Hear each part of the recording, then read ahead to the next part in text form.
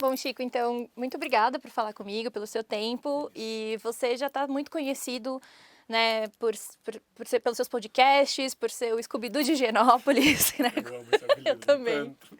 Por você descobrir essas coisas mais obscuras, né, que ninguém estava sabendo antes.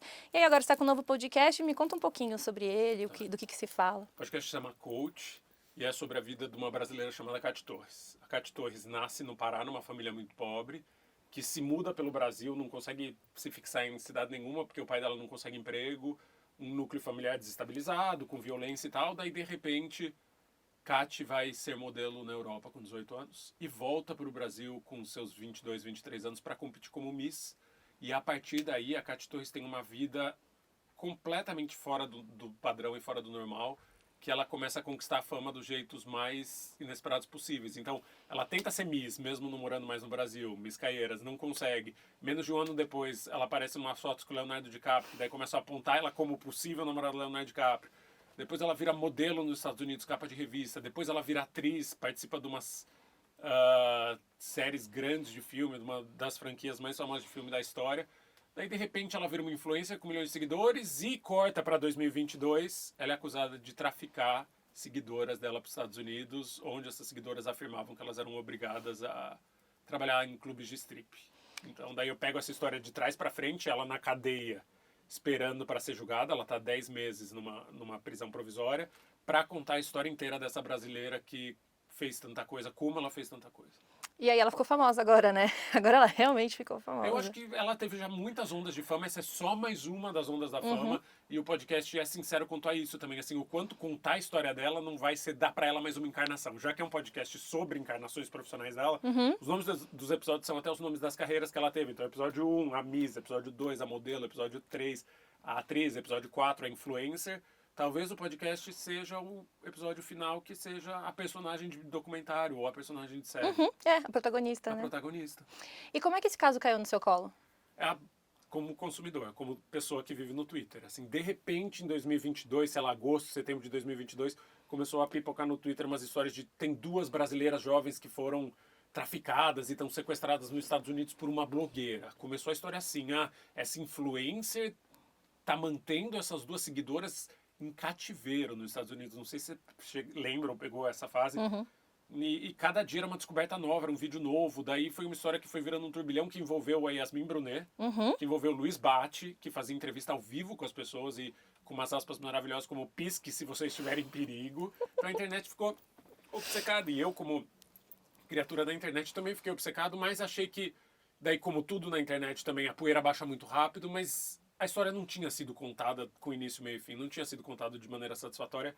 E é isso que eu tentei fazer nessa série, contar a história inteira de como foi a vida da Cate Torres, que desemboca nos crimes, mas está longe de ser só sobre os crimes. Assim, os crimes são o fim da série. E quanto tempo que durou toda essa produção? Cara, amadoramente, assim como pessoa que estava vendo tudo acontecer, espectador, já há mais de um ano, mas que eu bati o martelo e falei, vou fazer isso, foram 6 anos de investigação. 6 meses de investigação. Nossa. 6 anos de investigação, ela ainda era uma criança de 12 anos. Mas você ficou com algum medo de perder o timing? Porque, por exemplo, né, o primeiro episódio, não é um spoiler, logo no comecinho você vai visitá-la. E aí você ficou com medo de acontecer alguma coisa, ela sair da cadeia, então tem que correr pra soltar logo? Acho que não, porque não depende tanto do julgamento. Eu posso dizer aqui, sem inferir em spoiler, que ela não foi julgada. Ela não foi inocentada nem condenada pela justiça. Ela está numa prisão provisória enquanto ela espera para ser julgada pela acusação de tráfico humano e também enquanto o Ministério Público elabora novas acusações a partir do relato de supostas vítimas. Então não era uma coisa de, vamos cobrir o julgamento. Não, o que menos me interessa era cobrir o julgamento. O que mais me interessava era cobrir essa vida dela, essa trajetória e como a internet possibilitou que a Cate Torres tenha sido quem ela foi. Como não poderia ter existido Cate Torres sem redes sociais. Como ela é uma figura que se construiu em cima de redes sociais. Então acho que é muito mais um conto de como a gente vive hoje em dia do que desse caso específico. E o capítulo com o marido dela, o ex-marido dela, explica bastante isso, né? Assim, como ela não surgiria sem as redes sociais. Qual foi o maior desafio durante a produção? Acho que o maior desafio durante a produção era separar o joio do trigo, saber o que era mentira do que era verdade. Assim, porque a gente tinha vários relatos dela, a gente tinha entrevistou várias pessoas que conviveram com ela e daí contava as histórias que ela contava. E era o nosso papel como repórteres profissionais, meu, da Beatriz Trevisan e do Otávio Bonfá, que trabalham comigo, e conferir essas histórias. E por incrível que pareça, muita coisa que parecia mentira era verdade. Então, quando disseram pra mim, ela fazia parte de um grupo que tomava ayahuasca e estavam as pessoas, a nata de Hollywood, assim, eles tomavam numa mansão em Hollywood e tinha diretor de filme de mutante lá, desses filmes de super-herói, tinha... Cara, groselha, não existe. Existiu. Ela participou de Velozes e Furiosos. Groselha, existiu. Ela gravou uma música com um dos maiores diretores de trilha sonora do mundo. A gente encontrou a tal música. Ela foi casada com um bilionário que foi uma das primeiras pessoas a negociar Bitcoin no mundo. No fim, o que parecia mais estapafúrdio era o que era confirmado e às vezes eram as pequenas coisas que a gente não conseguia confirmação. Então, sei lá, trabalhou para a Victoria's Secret. A Victoria's Secret nega, assim, então nunca foi um angel. Então, era uma história muito de separar o joio da verdade do trigo da mentira. E, bom, logo no primeiro episódio também, mostra que você vai conversar com ela e aí de último ela decide que não vai falar. O que você sentiu naquela hora?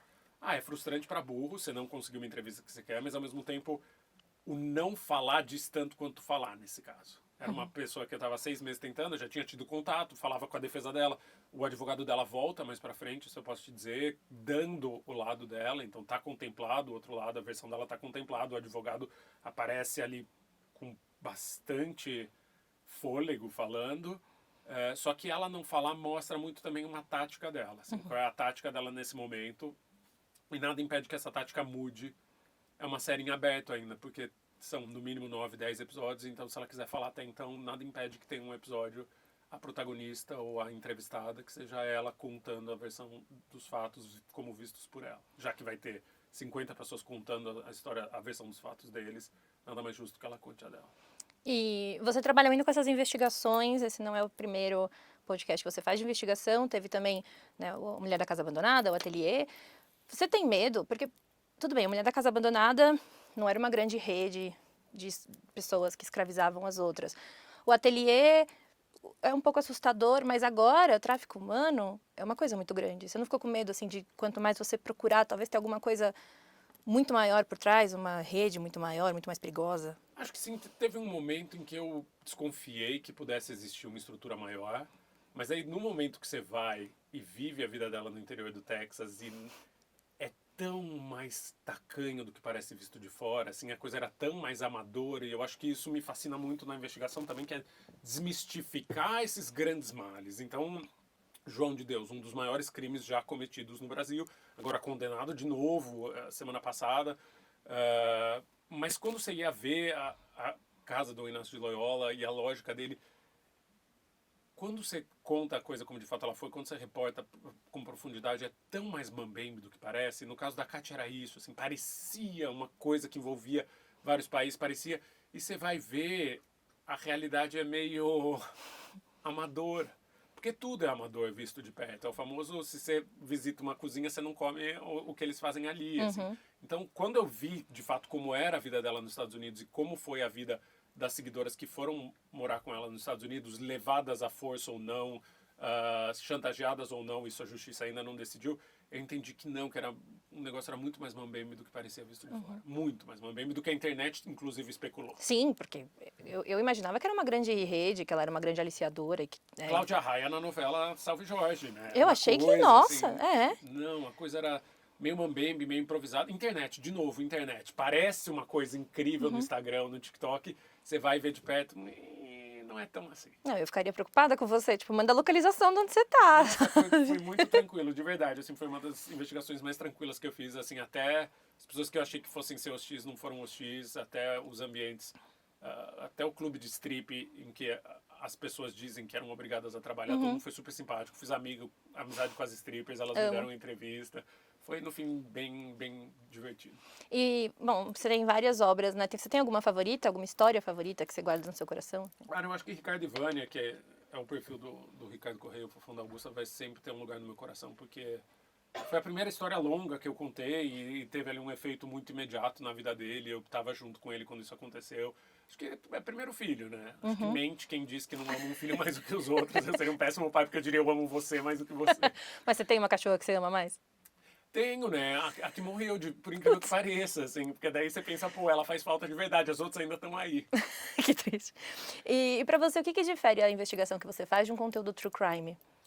Eu acho que me interessa. Claro que é a mesma coisa, no final eu estou falando de um crime real, estou reportando sobre um crime que aconteceu, um fato que aconteceu e que envolve crime nesse caso, porque, de novo, o crime está ali no finzinho da série, não é uma série inteira baseada em crime, mas eu acho que eu tenho interesse por histórias que são maiores do que elas pareçam ser, histórias que sejam meio fugidias e enganadoras, assim, então a gente está falando aqui dessa mulher nessa casa abandonada em Higienópolis.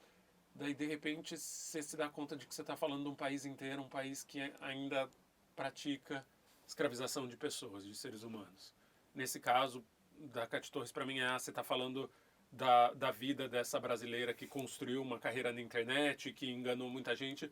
Não, você está falando sobre a internet que nós usamos, como eu uso a internet, como você usa a internet, como a internet pode ser perigosa enquanto a gente ainda interpretar a internet como verdade, enquanto a gente não entender que a internet é um recorte muito fino da realidade, que é um mosaico de várias pequenas verdades que formam uma grande mentira. Uhum. Que daí você resvala em tantos outros problemas que é, sei lá, distúrbio alimentar. As pessoas que consomem a internet e acreditam que o corpo das pessoas é daquele jeito, ou que a pele das pessoas é daquele jeito, na verdade é filtro, ou na verdade é ângulo, na verdade é cirurgia plástica. Isso vai ter um reflexo na vida real. E como o caso da Cate Torres teve vários reflexos na vida real. Então acho que essa discussão da coach é a discussão de como a gente lida com a internet, como a gente consome a internet e quais são os perigos de acreditar que a internet é a vida real. A internet não é a vida real. E falando um pouco dos seus próximos projetos, todo mundo já sabe que você está, né, envolvido com a série da Angélica. Você tem alguma coisa que você pode contar? Cara, posso falar que é uma celebração de 50 anos dela, que está pronto, foi filmada na casa dela, isso tudo já saiu. É a primeira vez que a Angélica vai revelar aspectos da vida dela que ela nunca revelou, porque você pega uma das grandes figuras da televisão brasileira, uma das grandes apresentadoras do Brasil e, ao mesmo tempo, uma das mais discretas. O que se sabe sobre a vida pessoal dela sempre foi muito comedido, sempre foi muito... E daí acho que chegou num momento de maturidade, em todos os tipos de maturidade, que ela falou, tá, então acho que eu vou abrir certos aspectos da minha vida que o Brasil ainda não sabe e vai ficar impressionado. E foi uma honra muito grande ter podido trabalhar com ela em planejar como seria essa abertura, como seria convidar outras mulheres. São só mulheres as convidadas, e são mulheres com temas ligados à vida dela. Cada episódio é sobre um tema da vida dela, e daí ela convida mulheres que ela admire, com quem ela já tem uma relação, para conversar sobre esse tema. Então, a morte, que foi uma coisa que aconteceu... O avião, ela estava num avião que caiu, né? E, de fato, foi uma coisa que entrou para o imaginário que a gente não tem noção do quão grave foi. Não, era uma questão de... Estatisticamente, era mais provável, talvez, que eles morressem do que eles sobrevivessem a esse acidente. Então, ela reuniu outras pessoas que passaram por coisa parecida. A Preta Gil estava prestes a fazer uma cirurgia e teve nesse episódio. É muito bonito. É uma série muito sincera, de muita verdade e que levantou muitas emoções. Foi uma gravação muito linda. Eu fico imaginando você com medo de avião conversando sobre isso. Cara... E pior que meu medo de avião melhorou muito. Não sei se por causa disso, porque eu falei, caralho, eu tô com medo de avião aqui, porque treme, assim, eu não mereço ter medo de avião. E minha última pergunta é, seu último podcast de storytelling mais longo foi o Ateliê. E aí eu lembro que você falou, você bancou ele, e aí ele acabou meio, as coisas começaram a acontecer, mas a gente não soube muito mais. Você conseguiu o retorno financeiro dele? Consegui, ele se pagou, eu tive lucro, eu consegui investir em outros podcasts, inclusive com ele, eu uso hoje em dia para isso. Então, Mestres do Vale Encantado, que é uma série do pessoal do Budejo, que é um podcast que eu amo, do Cariri cearense, eu consegui custear eles e ajudar na promoção com isso. Eu vou também produzir outros podcasts com esse dinheiro que levantou. E é um modelo de negócio que para mim funcionou e nada me impede de repeti-lo de novo, mas também é muito honroso e muito vantajoso e muito legal fazer com uma casa grande como a Amazon e com a Andrew. Acho que uma coisa não conflita com a outra. Tudo é possível. E tem alguma novidade da história do Ateliê, do Rubens? O Ateliê tá alugando, né, o imóvel. Quem quiser alugar o imóvel na rua que tá, as pessoas pode alugar, tá em vários sites de imobiliário, tem uma plaquinha lá na frente. E o Rubens Espírito Santo foi chamado para depor finalmente, porque ele tinha sumido. Agora ele está de novo em São Paulo e aparentemente vamos ter notícias bem em breve. Assim, eu tive contato com o pessoal que está trabalhando no processo e a coisa andou. Qual?